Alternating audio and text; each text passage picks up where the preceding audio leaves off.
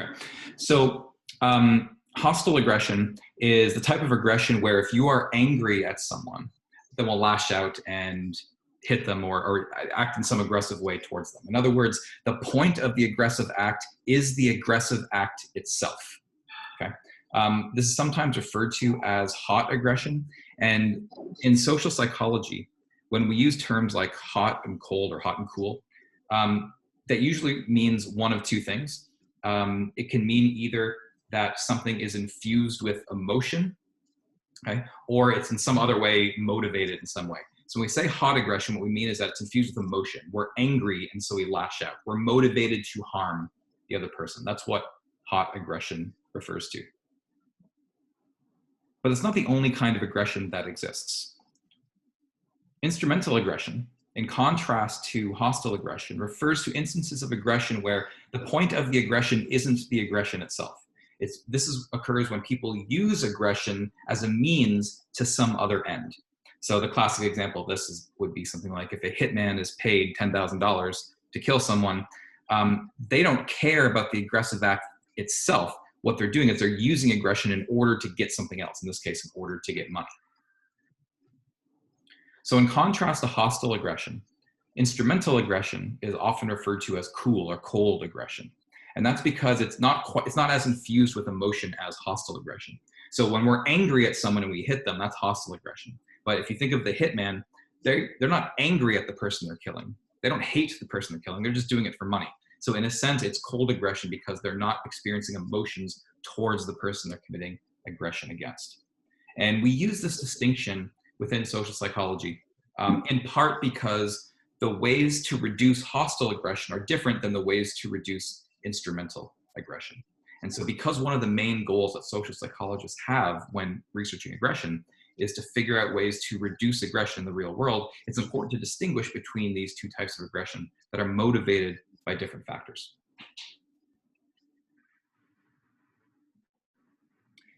It's not always the case, though, that every single behavior is either hostile or instrumental. There are certain behaviors that can be both hostile and instrumental.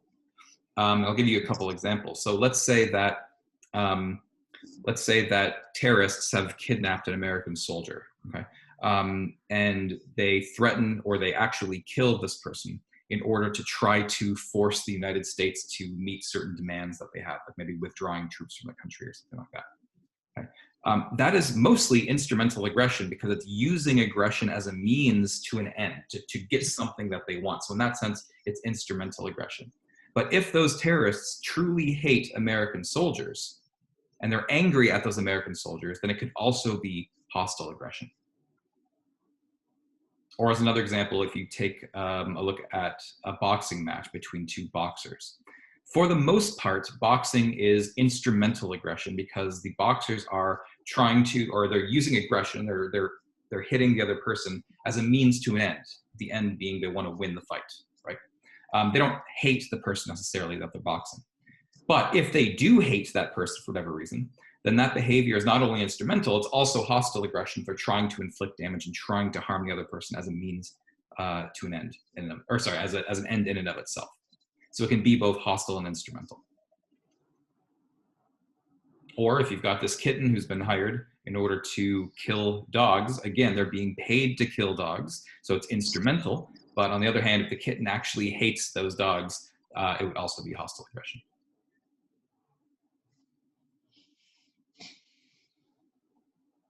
Okay. There's one other distinction I want to make between two different kinds of aggression, and that is between physical aggression, which is what we're normally used to thinking about aggression. Physical aggression includes any sort of physical contact with someone else. So punching, pushing, kicking, biting, anything like that would count as physical aggression.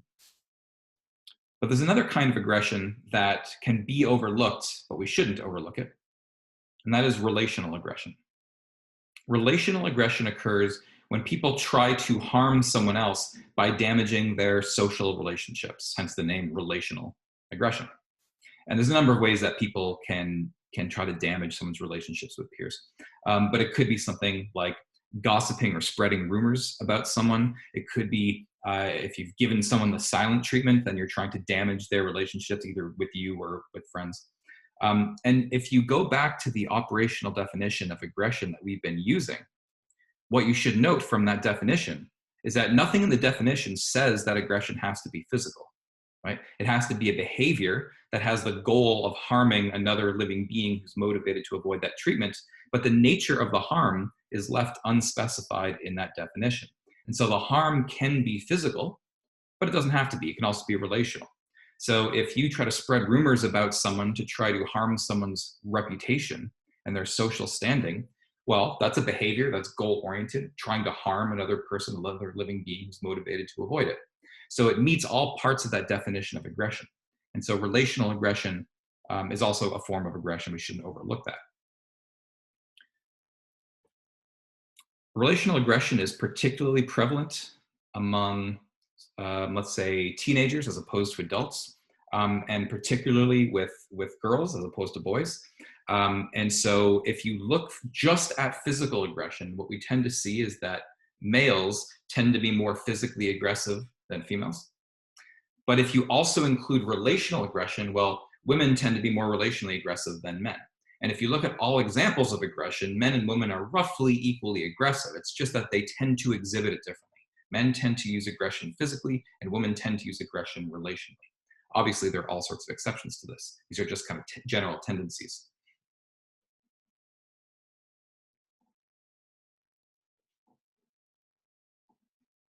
Okay, so one question psychologists have, and not just psychologists, but this is a question that's been tackled by theologians and philosophers for hundreds of years, right? Thousands of years probably, which is this: is aggression biologically based? Are we biologically inclined to act aggressively? Or is aggression more of a learned behavior and we wouldn't normally be aggressive except for the fact that we've learned to use aggression? And as is almost always the case for almost any question like this, when you ask whether it's biologically based or learned, the answer is almost always both. And that's going to be true for aggression as well. There's contributions from both biology as well as from learning that lead to aggressive behavior. Let's take a look at these perspectives. Some people have suggested that humans are what they call noble savages. Now, what that means is that by savage, what I mean is someone who is uncorrupted by culture or society. Okay, so meaning someone who has not learned to behave aggressively yet. And so a noble savage would mean that in our natural state, before we're corrupted by society and culture, that we are good in nature. So the perspective that humans are noble savages suggests, or it is the idea that people are inherently good, and it's society and culture and learning that corrupts us to behave aggressively.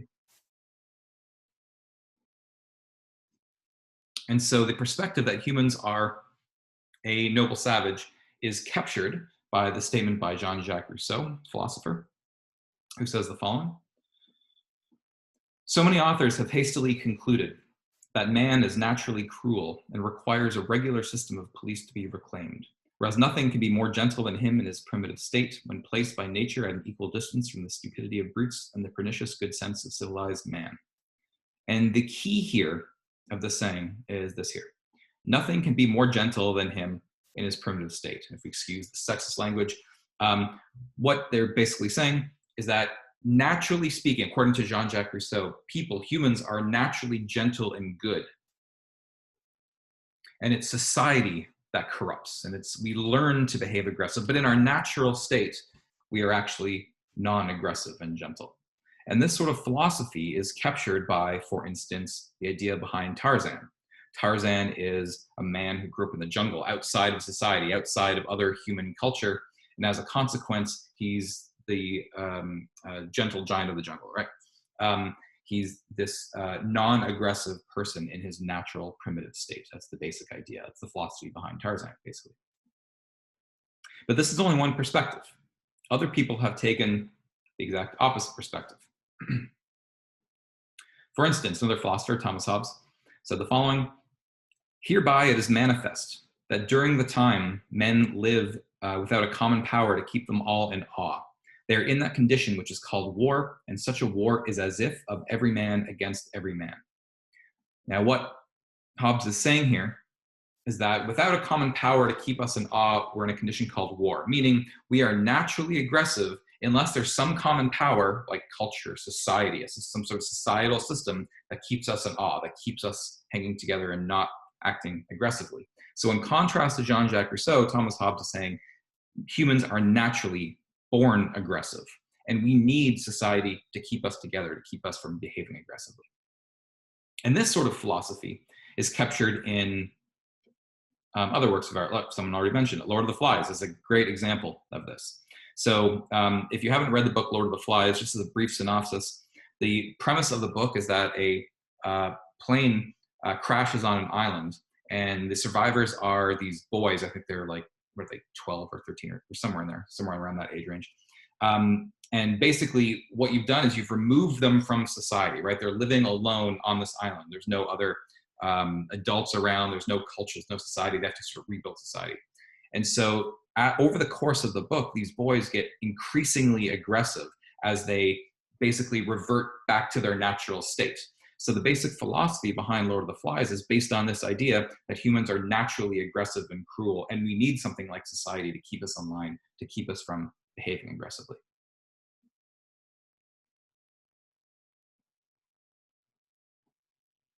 Okay, so those are the two different philosophies, but of course, this is an empirical question. In other words, this is a question that we can test with certain metrics and certain studies to see if people have this inherent tendency towards aggression naturally, or if they tend to learn aggression. So let's look at what some of the research says. And I'm first presenting this first theory, which is Sigmund Freud's instinct theory of aggression, for historical reasons, but not because anyone actually takes it seriously today. Okay. Freud was hugely influential to the field of psychology for numerous reasons, but a lot of his specific theories, a lot of them don't really hold up, and people don't really take a lot of them seriously today, even though he was hugely influential in general. And this is one of those theories that no one really, I don't think, takes seriously today, but here's the basic idea behind his instinct theory of aggression. What Freud postulated is that just like we have an instinct to stay alive, which we tend to have, I mean, that's why you get scared, right, if you're in a life-threatening scenario, because our body's natural instinct is to try to keep us alive. Freud also thought that we have a death instinct, meaning we have an unconscious desire to be dead. Okay?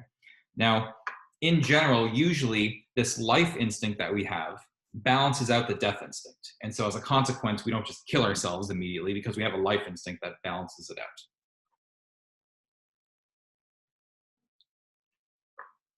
However, under certain situations, that death instinct that we have, so this desire to be dead, instead of being directed towards us, it gets deflected outwards.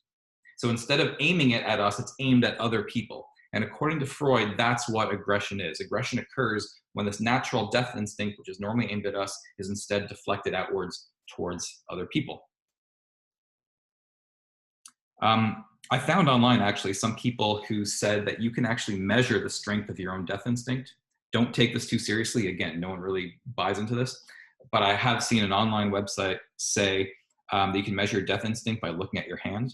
And if there's a discrepancy between sort of those two chunky parts of your hand, if they're not even, then that says you have a strong death instinct. And if they're more even like this, it says you have a weak death instinct. It's all a bunch of nonsense, right? Don't actually believe this.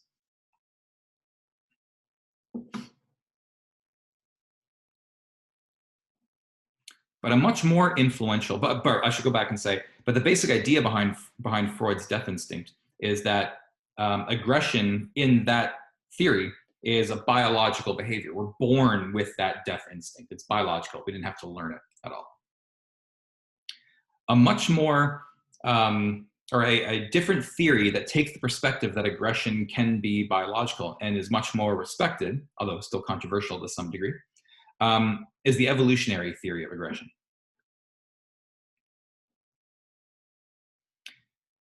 Now remember that in the attraction section, we talked about the basics behind natural selection, right? So the basic idea here is that if you have a gene that makes you more likely to survive and have offspring, then that gene will spread through a population over many, many generations.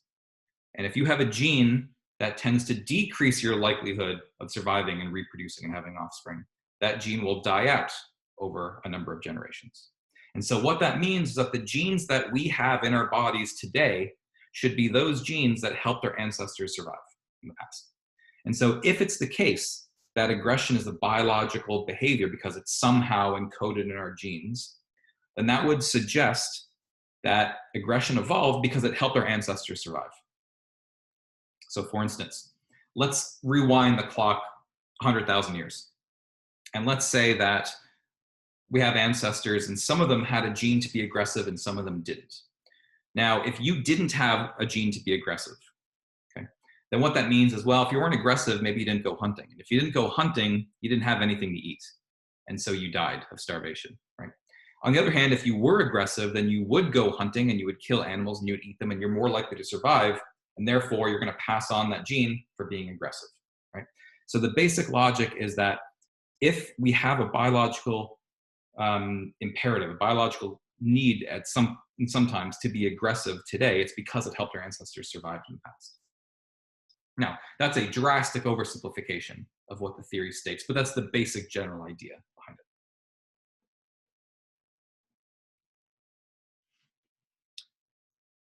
The evolutionary theory of aggression can be used to explain certain sex differences in aggression as well. So, as I mentioned a few minutes ago, it is the case that although there aren't that many differences between men and women, there are a few differences. And one of those differences is in terms of physical aggression. So I alluded to the idea that men are more physically aggressive than women. And that's true in virtually every culture we've ever looked at. On average, of course. The evolutionary theory of aggression has an explanation for why that could be. And let me walk you through this explanation. And this explanation is based on the idea, which may not make sense at the beginning, but I'll explain it, that women tend to be choosier when having sexual partners than men are. And that is certainly true of humans, and it's true of a lot of animals, a lot of species. Not every species. There are some species where it's the reverse. But in many species, the majority of them that we've looked at, women tend to be choosier in terms of choosing their sexual partners than men are. Now, there's a bunch of reasons for why that's the case that I'm not going to go into for the sake of time, but just assume that that is true, okay? Well, the basic idea is that if women, I'll just use humans as an example, but the same logic applies to other animals. So if women are choosier when choosing a sexual partner, then what that means effectively is that the men have to compete with one another in order to gain access to the woman. It sounds weird when I explain it in terms of human terms, okay? So maybe it is better to think about this in terms of animals, where male animals really have to, in many cases, have to physically fight one another, and it's only if you win that fight are you able to mate with the female of that species. I'll give you an example. Okay. These are elephant seals. This black elephant seal in the back, that's a male, and the brown one up front is a female. And you should notice right off the bat that the black elephant seal is much larger than the smaller female, right? The male is larger than the female. You can see that as well here. In this case, it's the brown one, that's the male, and the black one is the female, and they have a little pup, little baby as well. But you generally tend to find that the males are much larger than the females. That's also true in humans, not quite to the same extent, but if you look at body mass or height, men are usually taller and larger than women. It's also true that in both humans and in elephant seals, and in most other species in which the men or the males are larger than the females, the males are also more aggressive, more physically aggressive than the females of that species. And that's certainly true of elephant seals as well. So in fact, these are two male elephant seals. And they will literally physically fight one another in these brutal fights, sometimes to the death, and only the winner is able to mate with the females. Okay, now the basic idea is that if it's the case that only the winner can mate with the females, then what that means is that if you have elephant seals who have a gene for being non-aggressive, right, for not fighting, they're never going to be able to mate because they can never win these battles. And if they're never able to mate, they can't pass on their genes for not being aggressive.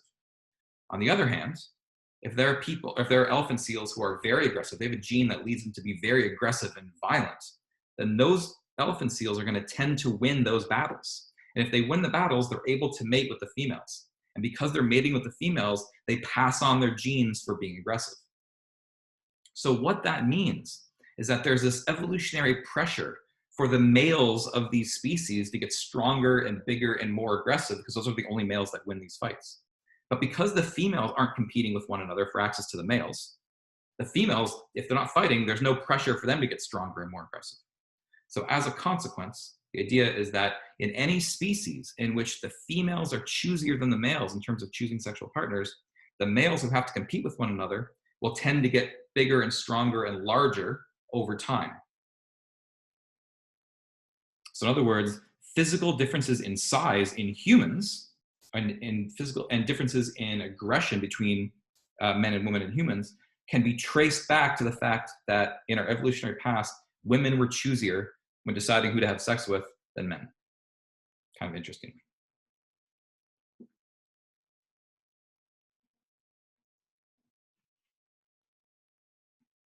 There's a number of pieces of evidence that are consistent with an evolutionary framework for thinking about aggression.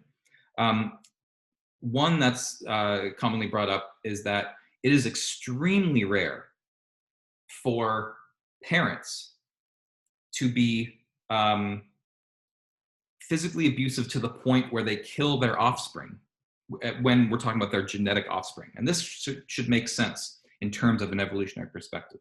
Because if I have a gene and that gene basically says, kill your kids, well, what's going to happen is that if I have kids, I kill them, and that gene will never get passed on because all my kids are dead, right? So that gene will die out immediately. But if I have a gene that says, love your children and take care of them and nurture them, well, then it means that I'm going to raise these kids, I'm going to protect them, and they're going to survive. And so they're going to have that gene that says, protect your kids, so that when they have kids, they're going to protect their kids, et cetera, et cetera, et cetera. And so that gene is going to spread through a population. Okay. On the other hand, or I should say, what researchers have shown then is that children who are living with step-parents are something up to 100 times more likely to be fatally abused than children living with both biological parents. But I want to make sure this is clear that living with a step-parent doesn't mean you're at a high risk of being killed by your step-parent. It's still a very, very, very small risk. But even that very small risk is 100 times larger than the minuscule risk of being fatally abused by your biological parents. And again, that's because we should have genes that say protect your biological offspring, because that would allow those genes to survive and be passed on.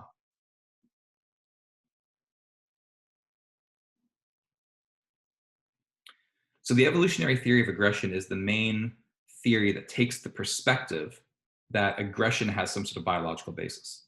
But there are also theories that say that aggression can also be learned, and that's almost certainly true as well. There are some researchers who point out that aggression differs according to what are called cultures of honor. So cultures of honor are cultures that exist all around the world that basically put a large importance on honor. And the idea is that if your honor or your reputation, if you're being insulted and it's called into question, then you need to restore that honor. And one way to restore that honor is by being aggressive. So for instance, in this country, the US, there are little pockets of different sort of cultural ideas all around the country. And in particular, in the South of the US, exists sort of a culture of honor like this. So by the South, I mean places like Alabama, Mississippi, Georgia, northern Florida. Florida's kind of weird in the sense that it's only northern Florida that's part of the South. Southern Florida, where we are, is not part of the South, but northern Florida is. So it's the only place in the country where we have to drive north to get to the South, weirdly. But in any case, in the southern US exists sort of a subculture that's different than other parts of the country. And so what some researchers wanted to see was whether in the South, people would behave aggressively if their honor or their reputation was insulted, more so than people from the North. That's what they wanted to test. And the idea being that if it's the case that the subculture in the South behaves more aggressively than people in the North, then that would strongly suggest that to some degree, aggression is a learned behavior.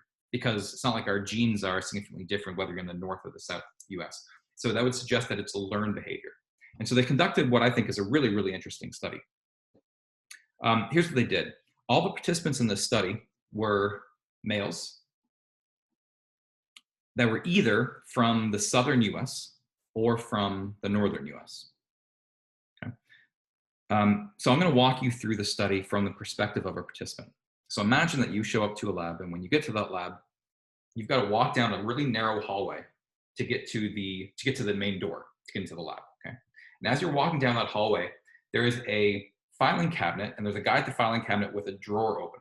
And the only way for you to get past that guy is if he closes the filing cabinet drawer and moves out of your way so you can get past him. So what happens is that as you're walking up to this guy at the filing cabinet, he sees you coming and he gets kind of annoyed. And he kind of shuts the filing cabinet door and he gets out of your way. And he kind of grumbles that you've sort of annoyed him to get past him. Okay? But you don't think too much about it. So you get into the room where the study is, and the researcher introduces himself and says, okay, for one part of the study, we're gonna have to take a saliva sample because we're measuring cortisol levels and things like that. And that's gonna be done in a room down the hall. So we need you to leave this room, go back down the hall to a different room.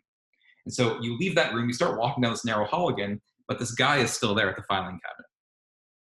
At this point, you are randomly assigned to one of two conditions: to either be insulted by this guy or not. If you're not insulted by him, then he gets out of your way, you walk by him. Okay.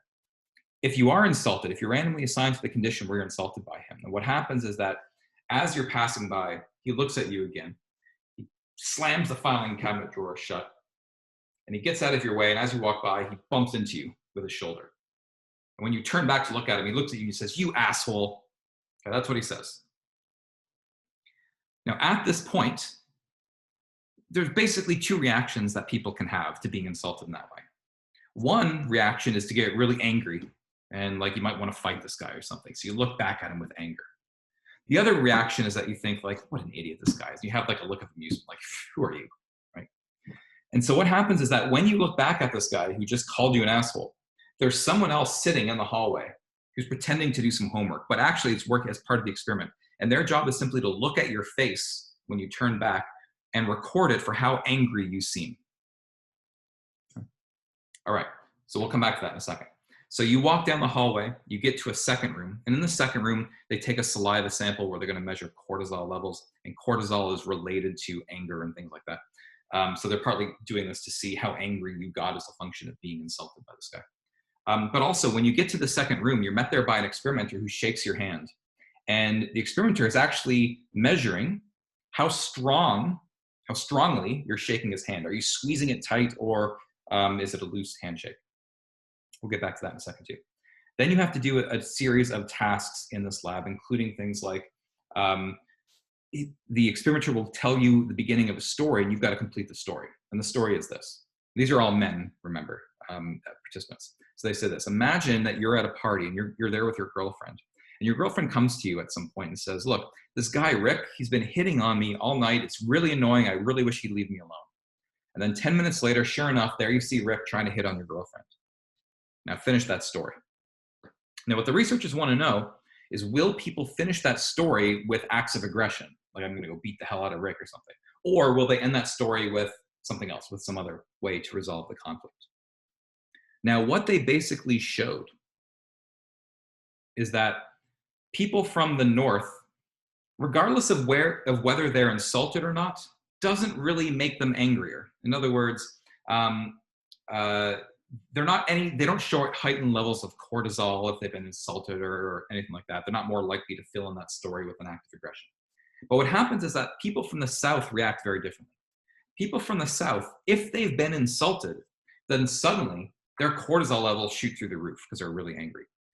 When they look back at the person who insulted them, the guy who records their facial expression tends to record them as looking really, really angry. When they get to the next room, if they've been insulted and the experimenter shakes their hand, they grab onto that hand and squeeze it really hard. They tend to fill in that story with, "I would beat the crap out of Rick if he hits on my girlfriend again," et cetera, et cetera. Basically, the idea is that people from the South have, because they come from a culture of honor, have this sort of honor or reputation that they feel has been insulted if this other person called them an asshole, right? And if they feel it's been insulted, then they need a way to regain that honor. And one way to regain that honor is to become more aggressive. That's why they squeeze the experimenter's hand. That's why their cortisol levels shoot up. That's why they fill in the end of the story with "I beat the crap out of Rip." So what the researchers are basically showing is that being insulted doesn't really affect people from the north as much, but it really affects people from the south. It makes them really angry because of this culture of honor that they came from. But what is, I think, the most interesting part of the study is that after people leave that room, they start walking down this narrow hallway again. And as they're walking down the hallway, someone comes from around a corner and starts walking directly at them. Now that person's working with the experimenter, and they've been instructed to walk directly at the participant and to not move. So basically, these two people, the participant and the one person working with the Confederate, are playing like a walking game of chicken. They're walking directly at each other. Now, what the researchers want to know is, at what point will the real participant, this person here, at what point will they get out of the way and let the person pass? And what they showed is that people from the north, doesn't matter if you were insulted or not, they get out of the way fairly easily and let the other person pass by. But among the participants who are from the south, and if they had just been insulted, they just walk directly up to the guy until they're right in their face and then get out of the way. It's, again, another way of sort of showing dominance. Okay? If their reputation or their honor had been insulted, they need to restore it, which they do by showing dominance against other people. So it's not just the case that people from the south are more aggressive than people from the north. That's not true. In fact, if anything, if they haven't been insulted, people from the south are really, really polite and not aggressive at all. It's sometimes called like Southern hospitality. They're very polite. It's only if they've been insulted that people from the south tend to respond with more aggression than people from the north, in an attempt to restore the honor that had been impugned, that had been insulted by someone else.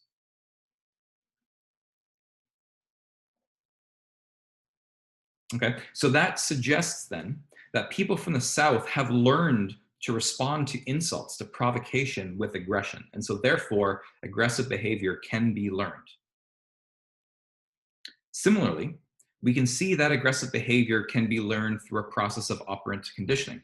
So we saw earlier in this class when we looked at attitudes, what operant conditioning was. That's the idea that if you're rewarded for a behavior, that increases your likelihood of engaging in that behavior in the future. And if you're punished for a behavior, that decreases your likelihood of performing that behavior in the future. And that same principle applies to aggression as well. So for instance, if you have a child who's growing up, and let's say this child, Timmy, and he hits his sister. And by hitting his sister, he's able to steal her toy. Well, he was just rewarded for behaving aggressively.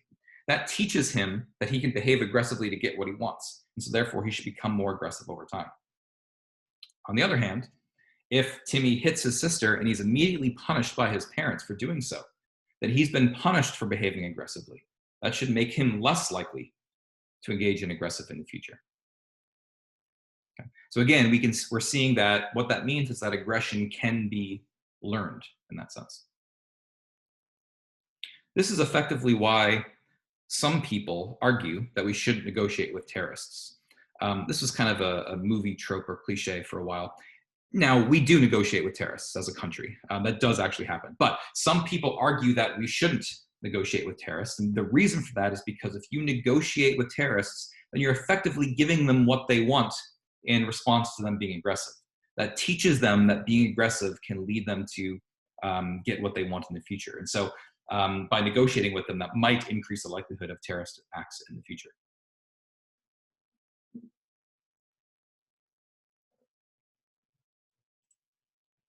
And all of this raises an interesting question, which is this one here. What if you have a child who is punished for acting aggressively by being spanked? Well, spanking is a form of aggression. I mean, it meets all four components of that definition of aggression, right? It's a behavior with a goal to harm a living being, not permanently harm, hopefully, but at least in the short term, it's unpleasant. So it's aimed at harming a living being who's motivated to avoid it. That counts as aggression. And so the question is, what if children are taught not to behave aggressively via aggressive means, i.e. by being spanked? What will happen? Will being spanked decrease their likelihood of aggression, or will it increase their likelihood of aggression? Well, let's look at that. Well, notice that this question is a causal question, right? The question is, does spanking lead kids to behave more or less aggressively? That's a causal question. And as we've seen, in order to answer a causal question requires an experiment. And an experiment requires that people be randomly assigned to different levels of the independent variable.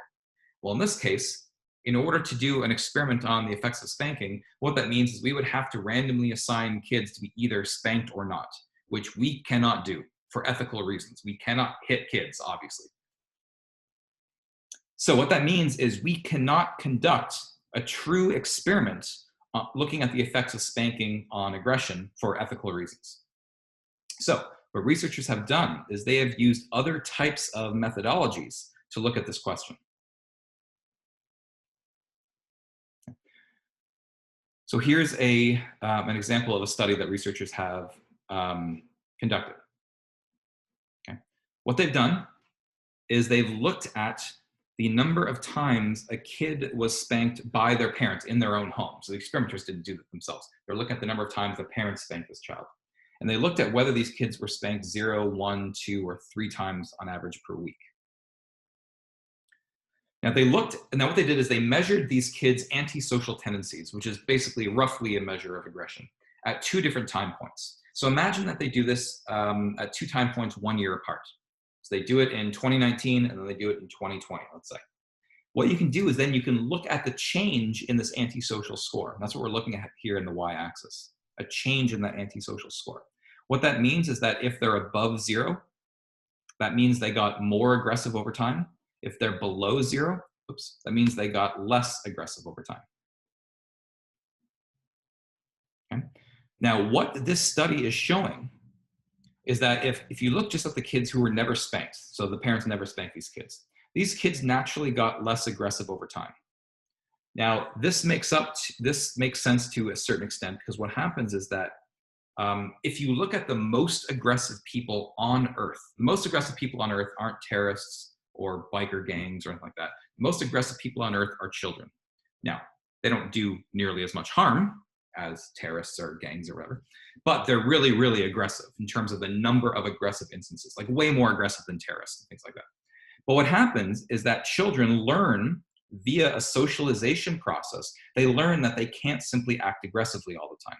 So as a consequence, naturalistically, kids tend to get somewhat less aggressive over time. And that's what we're seeing here, is that natural socialization practice. Okay? They're getting less aggressive over time. However, if these kids were spanked on a regular basis, they tend to get more aggressive over time. And the more times they were spanked, the more aggressive they get. Okay, that's why this line is sloping up and to the right. So what these data are suggesting is that being spanked might lead kids to become more aggressive over time. Now, we can't actually say that because this isn't a true experiment, so we can't technically make causal claims. So it's only suggestive of that. But it's at least consistent with the idea that being spanked increases the likelihood that people behave aggressively over time.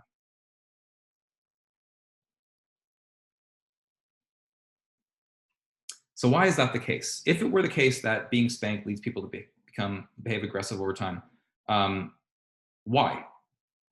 Well, one of the dominant theories that we have to explain why aggression might lead people to become more aggressive over time came out in the 1970s.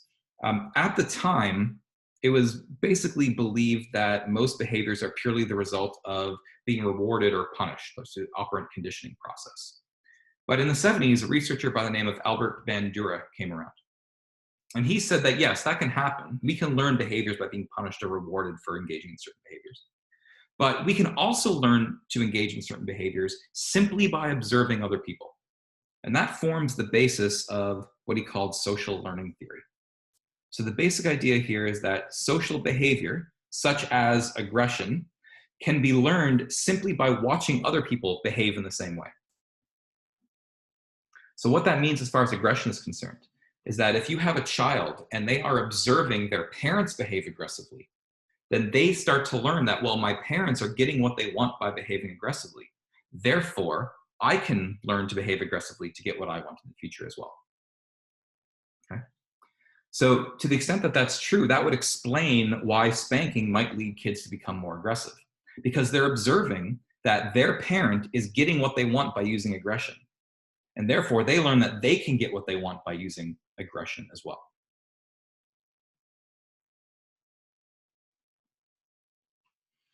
And that leads to a really famous study that I'm sure a lot of you are familiar with from maybe an intro psych class or a developmental psych class or something like that, which is his famous Bobo-Doll study. Let me describe to you what happens in the study, okay? And I'm going to simplify it a little bit, but here's the basic idea. It's a very simple idea. So you have a bunch of kids, and you randomly assign them to one of two conditions. For half of the kids, they're randomly assigned to a condition in which they watch a video, a short video, a few minutes long, of an adult woman hitting a Bobo-Doll. Now, a Bobo-Doll is basically like, it's kind of like a life-size doll, but it's like a balloon with weighted feet. And so if you punch the balloon, it'll fall down, but it'll pop back up again. Okay. So half of the kids watch a video of a woman hitting this Bobo-Doll and throwing it up in the air and sitting on it and punching it in its nose and things like that. The other half of the kids don't see this video.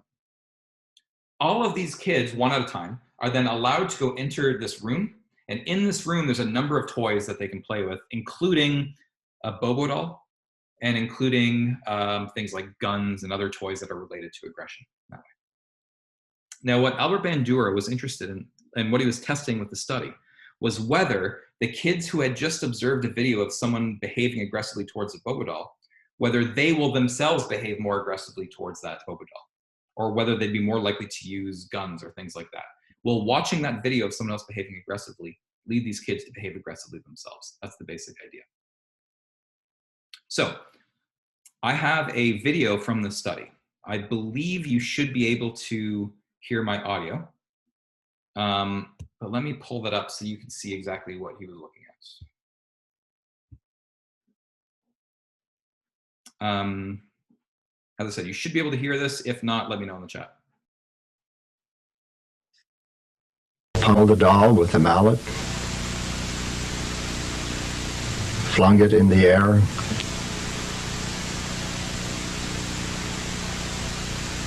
kicked it repeatedly,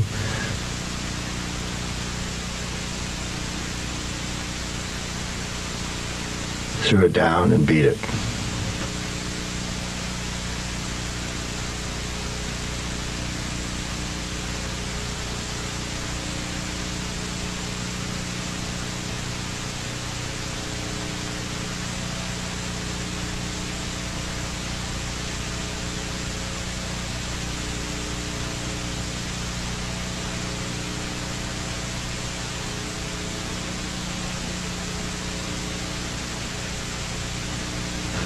It was once widely believed that seeing others vent aggression would drain the viewer's aggressive drive. As you can see, exposure to aggressive modeling is hardly cathartic.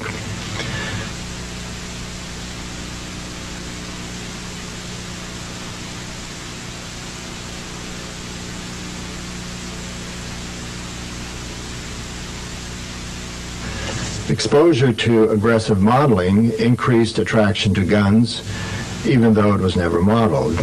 Guns had less appeal to children who had no exposure to the aggressive modeling. The children also picked up the novel hostile language.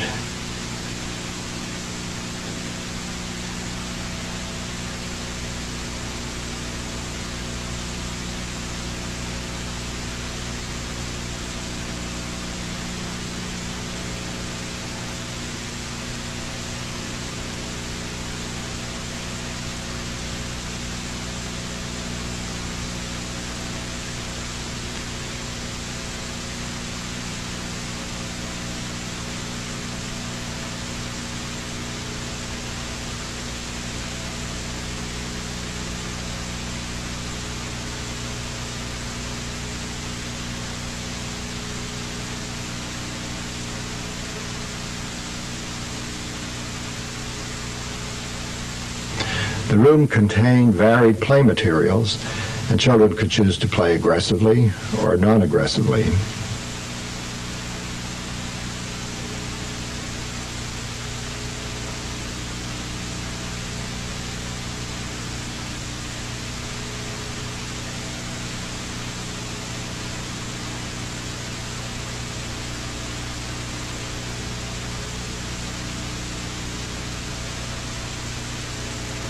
The children devised new ways of hitting the doll. Now, the object of interest was the novel aggressive acts, not punching the doll. Children in the control group who had no exposure to the aggressive modeling never exhibited the novel forms of aggression. And here's a creative embellishment. A doll becomes a weapon of assault.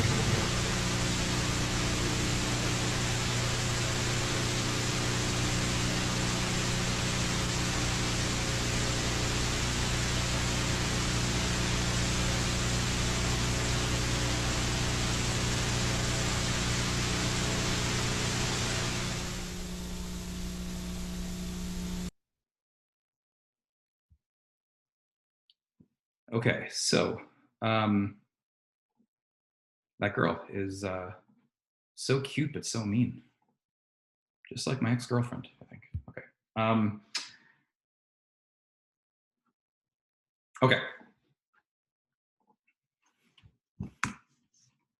Who knows? Maybe that was a video of my ex-girlfriend when she was a child. That would make a lot of sense. Okay.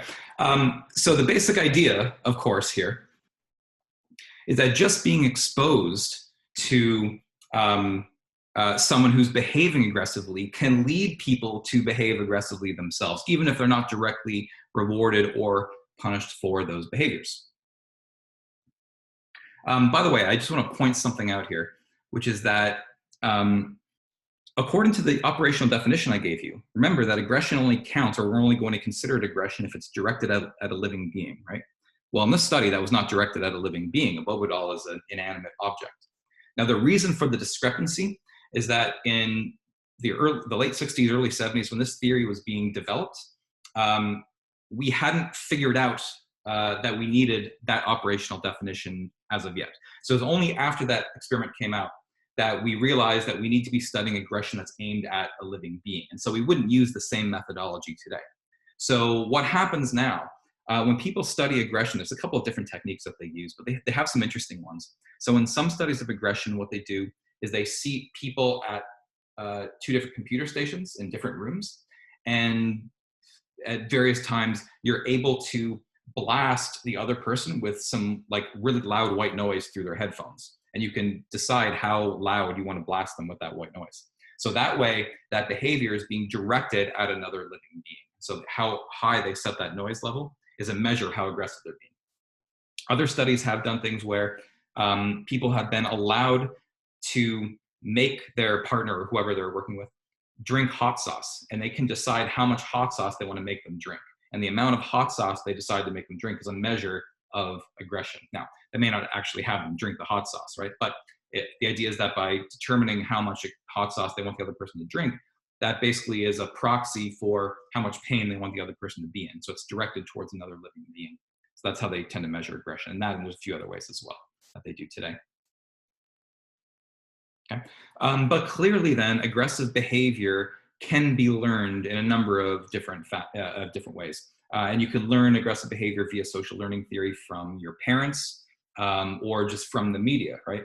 That if you're seeing people use aggression on TV or in the movies, then according to social learning theory, that can lead people to learn to use aggression themselves in their own lives.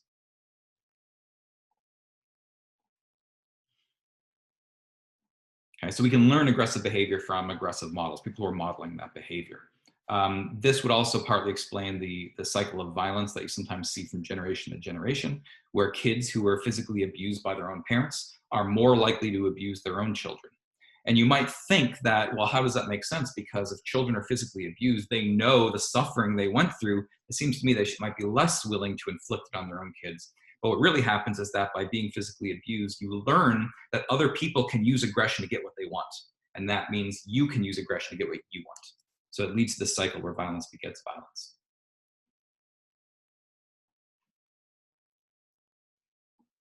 Okay, so we've looked at either biological theories or learned theories of the origins of aggression, but I also want to talk about certain situational factors that can lead people to behave more or less aggressively. And there's a bunch of situational factors that do this, but there's a couple in particular I want to focus on. One of those is arousal. So we've seen before that when people are in a physiologically aroused state, that if they come across someone, they're more likely to think they're attracted to that person because they misattribute the source of their arousal to being attracted to that person, right? So we talked about the study where people crossed a shaky bridge, and these men who had crossed a shaky bridge were nervous because they crossed a shaky bridge. In other words, they had heightened levels of physiological arousal. When they met an attractive woman, they believed they were more attracted to her than they really were, because they noticed that their heart was beating quickly and their palms were sweaty, and they started to think, oh, I must really be attracted to this woman, when in fact it was really the bridge that caused that. But the same sort of principles can apply in terms of aggression as well. So in other words, if we feel physiologically aroused, whether it's due to violent movies or exercise or crossing a shaky bridge or caffeine from coffee that we had or whatever, that physiological arousal is heightened within us. If someone comes along and does something which would ordinarily just be a little bit annoying, let's say, well, if we're in a heightened physiological state, you might start thinking, man, my heart's beating really quickly and I'm really shaky. Why? It must be because I'm really angry at this person. And as a consequence, people might lash out physically at that person. They might behave more aggressively against that person. So it's the same principle that explains why being in a heightened physiological state can increase the degree to which you think you're attracted to someone. The same principle that explains why being in a heightened physiological state can lead people to behave more aggressively to someone else. So all that means is that physiological arousal can be misattributed as being attraction, as being anger, depending on the situation that you tend to find yourself in. So for instance, this is a study that tested this idea. And what they did is they had participants either exercise or not. They're randomly assigned to this condition. Now, of course, people who exercise by, let's say, jogging in place for 2 minutes, their heartbeat's going to be raised up. They're going to be in a heightened physiological state, right? They are then either angered by someone or not angered by them. And there's a number of ways that researchers can do this. Sometimes studies will, they'll have participants write an essay and then they get really negative feedback from someone else, which tends to anger people. So they're either angered or not by another person. And then the participant is allowed to deliver shocks, or they think they can deliver shocks, to the person, to their partner, to the other participant. So what we're looking at here is a measure of aggression, which is how strong of a shock they wanted to deliver to that other person. Now, in the condition, now, of course, we should say that if you're angered by someone, regardless of whether you exercise or not, if you're angered by someone, you're more likely to deliver stronger shocks to them, right? You tend to be aggressive towards that person. We don't like it when people anger us. We try to lash out at them. That's certainly the case, and that's what we're seeing here. But what's interesting and what's relevant to what we're talking about now is that this effect is even stronger among people who just exercised, right? It's only a small increase in the shock level if you didn't exercise. It's a really big increase in the shock level if you did exercise. The reason being because these people who just exercised, if someone comes along and angers them in some way, they start thinking, wow, my heart's beating really fast. My physiological arousal levels are really up. I must really be angry at this person. So they deliver really strong shock levels. Okay? So the arousal that had been created from exercise was being misattributed as being anger towards the other person, and therefore people retaliated by delivering strong shocks. And this general concept can explain an interesting finding, which is the relationship between heat and aggression.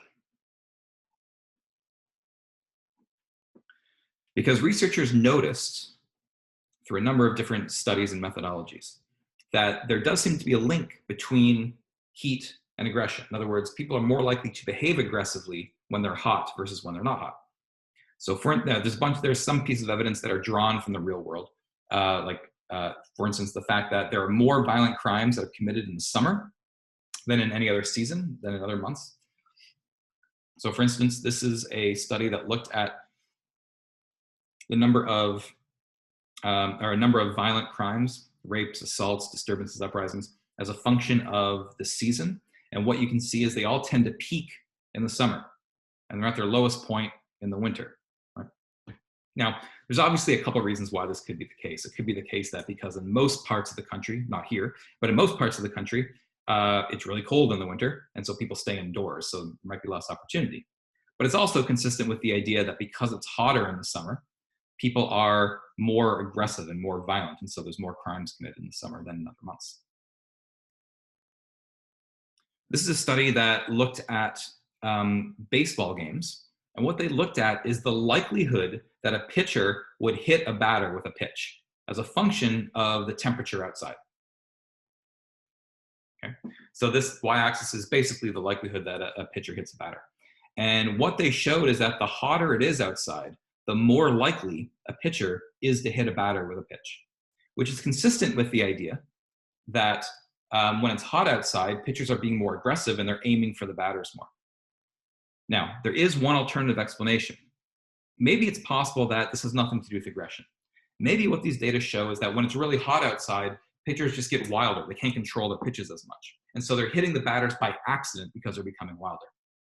So to look into this idea, the researchers also looked to see whether pitchers were more likely to throw wild pitches when it was hotter outside. And they show that there was no effect of that. So in other words, when it gets hotter, pitchers don't just become wilder in general, but they are more likely to hit batters, which suggests that when it gets really hot outside, pitchers are more likely to aim for batters and hit them with pitches. So it's consistent with the idea that heat is causing aggression in some way. And we've also seen that following provocation, following an insult, Southerners are more violent than Northerners. That's not true if they haven't been insulted or has been damaged their reputation, but if they have been insulted, that tends to be true. There's studies that show even if you look within the same city, so if you looked within Miami, for instance, there tend to be more violent crimes during the hotter summer months than there are during the cooler winter months. Or sorry, I should say during hotter summers than during cooler summers on a year-to-year basis. So again, all of these lines of evidence are suggestive and consistent with the idea that heat can cause aggression. But of course, in order to establish an actual causal effect, we need to have an actual experiment where we randomly assign people to a condition in which they're either in a hot room or not a hot room, and then they're able to behave aggressively. And when you conduct those causal experimental studies, you show that indeed it is the fact that people who are in a hotter room tend to behave more aggressively than people who are in a cooler room. So why is that the case? Why does heat increase aggression? Well, the main idea here, the main reasoning for why heat increases aggression is based on the idea of misattribution of arousal. Because we know that heat, high temperatures, tend to increase physiological arousal. However, it doesn't seem like that's the case. Our common sense would say, well, if it's really hot outside, you don't even want to move. You're just kind of lying there in the sun, right? So people tend to think that heat lowers arousal levels. So what that means is that if you're outside on a hot summer day and someone comes along and does something that annoys you, well, now you start noticing all this physiological arousal, right? You're feeling like, why is my heart beating so quickly? Why am I physiologically aroused? And you're not going to attribute it to the heat because you think heat lowers arousal, right? You don't think heat causes arousal. So you're not going to attribute it to what actually caused it. So now you're really looking for a reason. What caused this physiological arousal? Well, you know what? This person just annoyed me. It must be because I'm really angry at them. I must really be angry at them. So people are more likely to lash out and behave aggressively. Okay? So arousal that's actually caused by heat can very easily be misattributed to anger, which therefore increases aggression.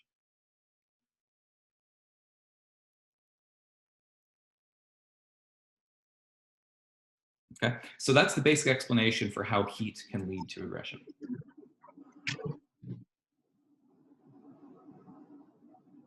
So I got a couple of other situational factors that can influence aggression as well. One of those is alcohol. So in other words, people who have been drinking tend to be more aggressive than people who have not. At least if someone antagonizes them, that's the case, on average. And there are at least 3 explanations for why this is the case. Okay, first off, one of the effects that alcohol has, as I'm sure many people know, is to weaken your inhibitions. Now, what that means is that, let's say that you're in a situation where someone does something that's kind of annoying to you.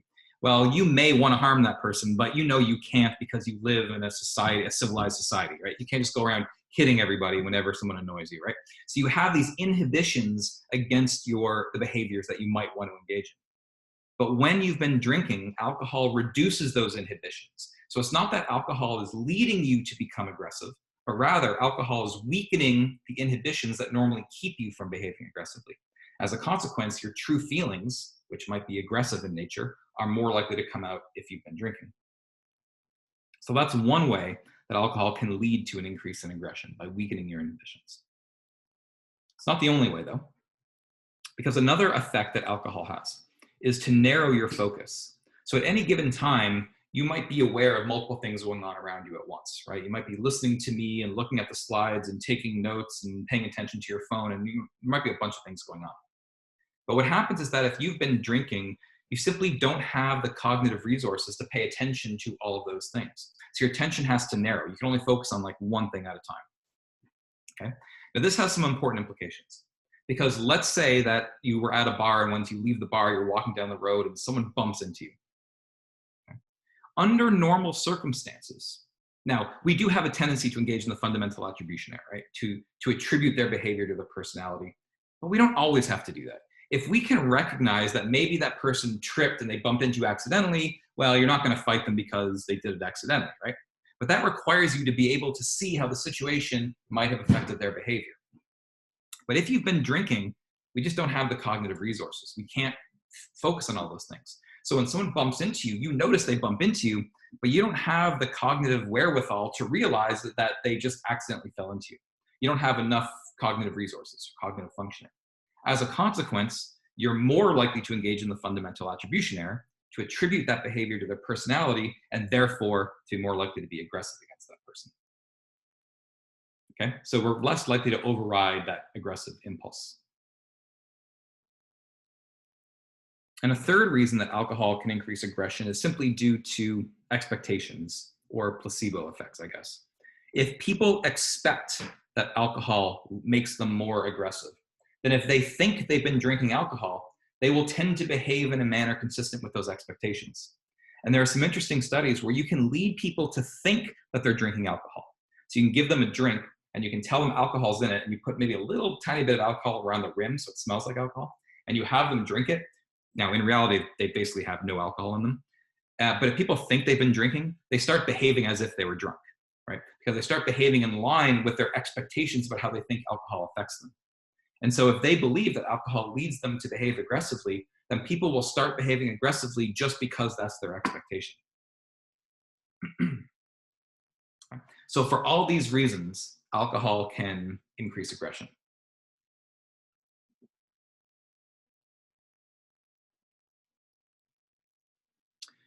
One of the originally studied factors, situational factors, that can increase aggression, and this goes back to like the 1920s, I believe it is. One of the original factors that researchers looked at that affect aggression is frustration. Now, by frustration, what researchers typically mean is that if you're trying to obtain a goal and something blocks you from attaining that goal, then we would say you're frustrated. So it's just something that blocks you from attaining a goal.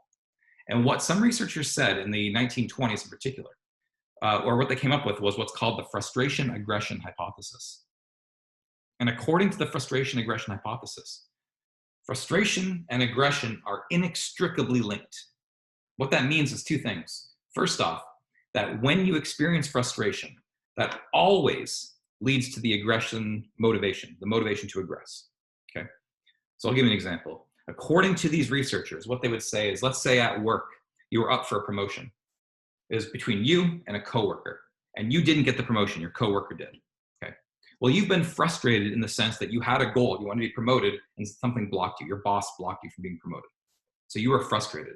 You know, according to these researchers, what they would say is that frustration leads to the motivation to aggress. Now, you can't necessarily take it out on your boss, but it leads you to want to aggress against someone. They would say, and the strong form of this argument, they would say that if you're frustrated, that always leads to the motivation to aggress in every situation. The second component of the frustration-aggression hypothesis is that if you do see aggression in someone, it's always the result of frustration. They would say there was nothing else that could cause frustration, nothing else that could cause aggression other than being frustrated at some point in the past. Okay, so that's what I mean when I say that frustration and aggression are inextricably linked according to this hypothesis.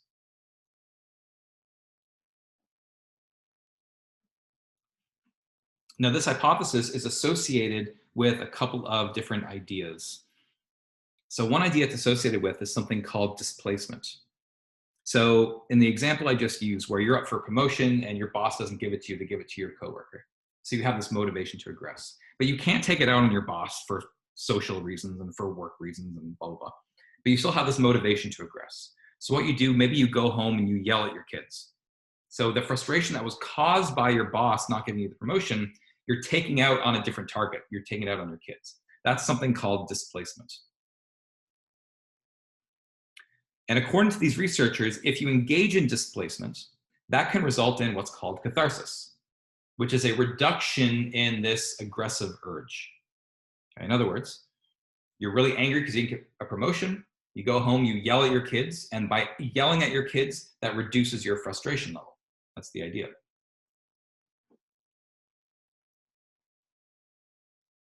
Okay, and this idea of catharsis is well known in this culture. A lot of people have this belief, and we have lots of phrases that are based on the belief of catharsis. So the idea that you should vent your anger, for instance, is based on the idea of catharsis. The idea is that aggression builds up, and if you can release it against the substitute target, you can reduce it. And there are certain therapies, there are a little more fringe therapies maybe, but there are certain therapies that are based on this idea as well, where if you have anger built up inside of you, then if you hit a pillow repeatedly, that'll reduce your anger through this process of catharsis.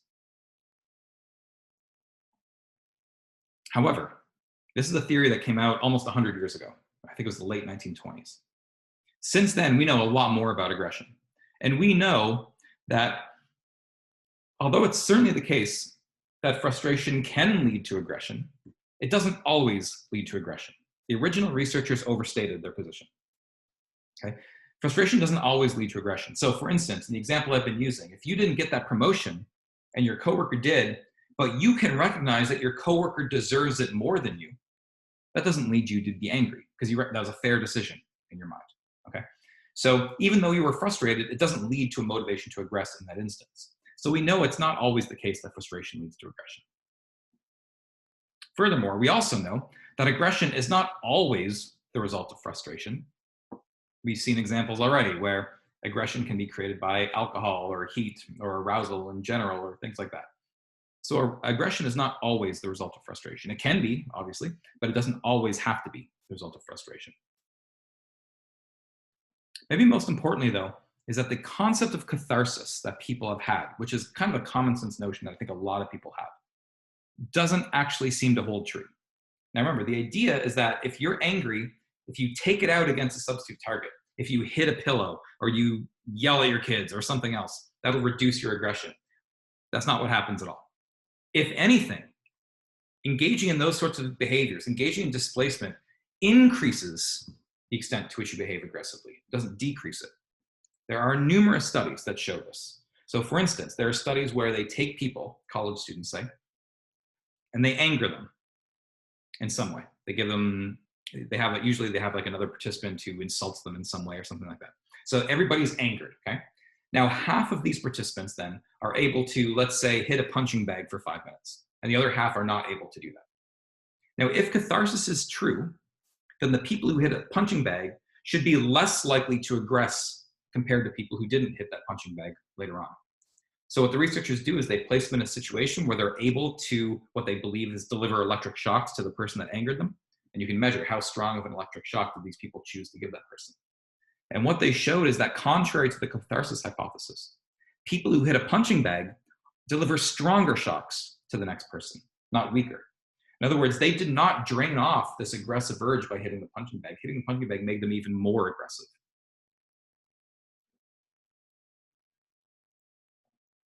Okay? And there's a number of reasons for why this is the case, but we don't have time for them right now. So I'm going to leave you hanging a little bit. We are going to pick up there next class. We're going to talk about the reasons why catharsis does not actually work. So anyway, have a great weekend, guys, and I will see you on Tuesday. Bye.